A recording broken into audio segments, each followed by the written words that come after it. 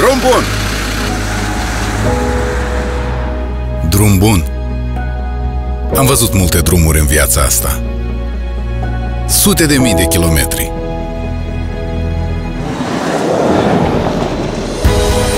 Drumul bun nu e întotdeauna drept sau asfaltat și neted. Pe un drum bun se mai întâmplă și ambuteiaje și nu tot drumul bun e desenat pe hărți. Dar la un drum bun pornești cu un prieten bun. Pe un drum bun întâlnești oameni de treabă. Oameni veseli și nu prea, oameni diferiți. Drumul bun uneori mai lasă și urme. Am văzut multe drumuri în viața mea și vreau să vă spun că drumurile noastre sunt cele mai bune, pentru că un drum bun este drumul care te duce acasă.